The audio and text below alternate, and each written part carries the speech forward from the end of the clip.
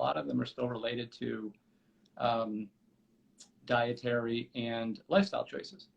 Yes. And, wellness, every other commercial these days is for Peloton. So you think the world is just, spinning and everybody's healthy and happy, but, it's actually really not the case. And I think a lot of that can be traced back to those dietary and lifestyle issues.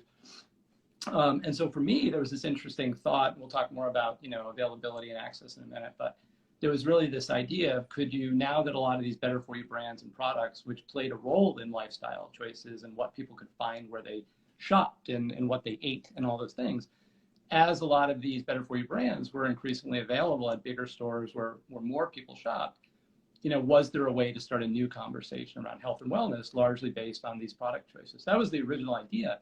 But I do think the thing that largely brought you and Joe and I together, which is related, there's a health and wellness element here, but there's also just about a what's fair issue here too. Yeah. I think for most of it, and Joe, maybe you comment, but I do feel like for the three of us, one of the things that brought us together was just this idea that we knew that not everyone had always had access to everything that maybe some do. There was a little bit of a divide here. And we start to seeing that changing in a good way. But I think that's one of the things, some common ground that we all shared. And Joe, I know you had some, well, Zooey, for that matter. I mean, when we first started talking, that was one of the main things. That was the catalyst. Yeah. For a lot of your experiences with Let Us Grow and just that issue, It's the one thing, it's like starting Let Us Grow, like provided one kind of access to like growing food at home. And that was the one thing that I kept hearing about was like, when I go to the grocery store, these foods are out. Like the one thing I'd hear as feedback, okay, this is great. We want to grow our food at home. But when I go to the grocery store, all the brands that I want to buy are out of reach. They're too expensive. Mm-hmm. The organic brands, the non-GMO brands, the better for you brands are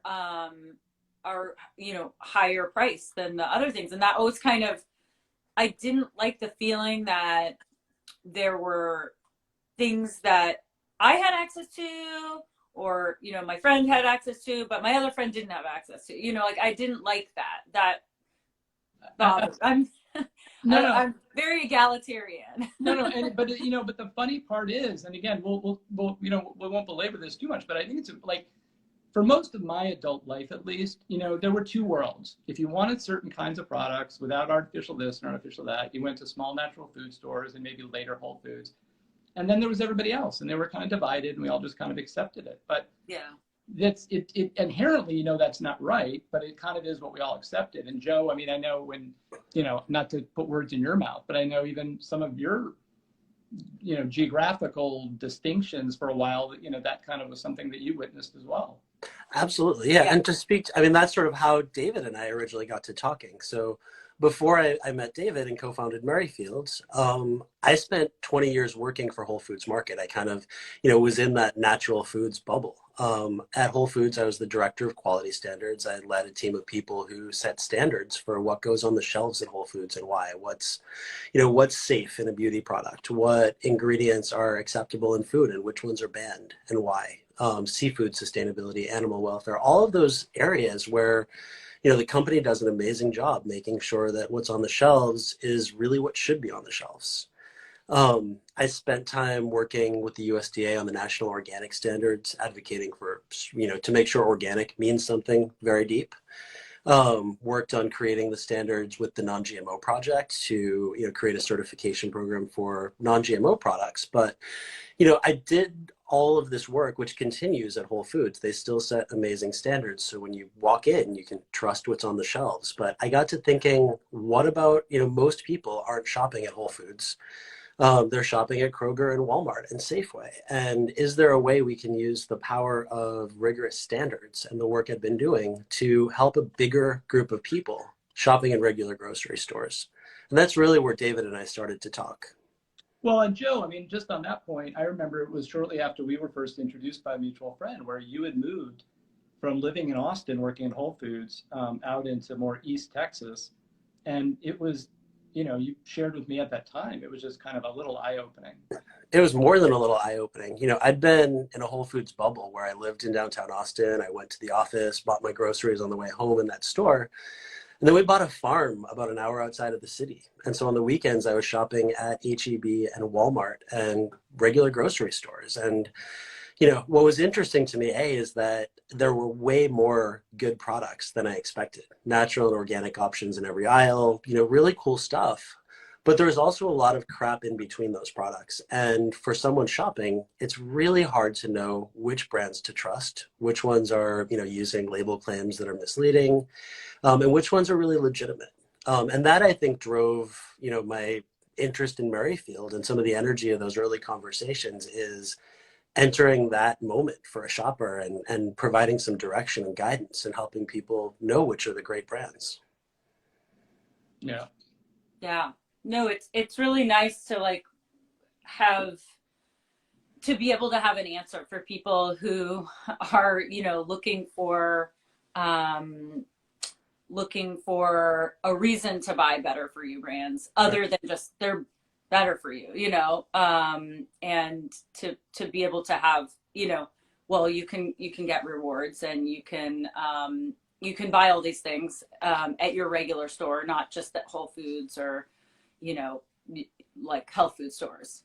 Well, and I think that's huge, right? Because if you really just want, first off, let's clarify too, and Joe, you can even, what do we mean when we say better for you? Because I think a lot of people hear that term and they scoff a little bit, or we've all got our own views on what's healthy. And I think one of the things that we've tried to do, and Joe can speak more to this, is to try to be, a guide and a filter for people. But when we say better for you, we aren't making a healthcare judgment, right? It's really, we define better for you. And if you go to our website, you'll see it's really by omission of, right? I think everyone's going to have different philosophical views about is paleo healthy or is vegan healthy or just all that stuff. But I think we can all agree, we've all got the memo that there's a lot of products, particularly some big legacy products, that just have a lot of junky ingredients. There's just a lot of artificial this and a lot of artificial that, and chemicals that arguably just aren't necessary in some cases. And, I think that's kind of our point, is that when we talk about better for you, we aren't making a values or lifestyle or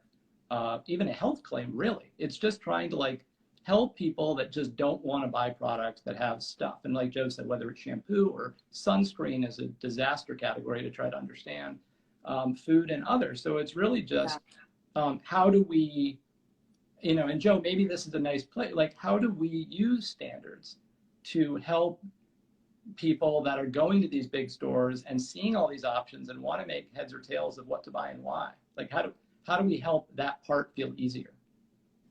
Yeah, that's one of our fundamental questions. And I think, partially, one of the ways we do that is on Merrifield, we only work with brands that meet our basic standards all the way across the line. So, to be on Merrifield, a brand can't have any products that wouldn't meet our standards.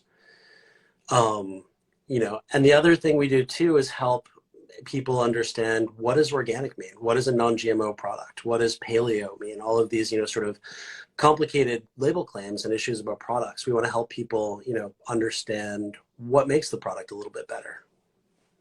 Yeah, no, I think that's right. And I think, Joe, you often will say this, and I think when you ask people why they like shopping at a place like Whole Foods, if they have that ability or do, to some degree, it's because there's already a filter that's been put into place, meaning you can run into the store, you can grab crackers, you can grab, for that matter, you can grab whoopie pies. You can go to Whole Foods and buy plenty of things that aren't necessarily healthy. In fact, I love their whoopie pies.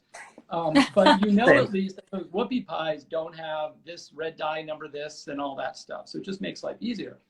Interestingly to me, Whole Foods still remains the only big retailer in the country that has true store-wide standards, meaning that you can follow one set of standards. So I think what Joe has done with the team has really been able to say, okay, here are brands that at a brand level, we've read every single ingredient, and there's about 100 to 200 different ingredients or chemicals that can't be in products to be on Merrifield that's on our website. So if you trust those standards, then you can shop these brands, whether you buy them at Whole Foods or at H-E-B or Walmart or Costco, and you're good, right? And so that actually is a way to hopefully try to simplify some of that decision-making from that standpoint. Yeah, I mean, because it's not just about access, but also guidance. Joe is an expert in better for you brands and set a lot of the standards for Whole Foods.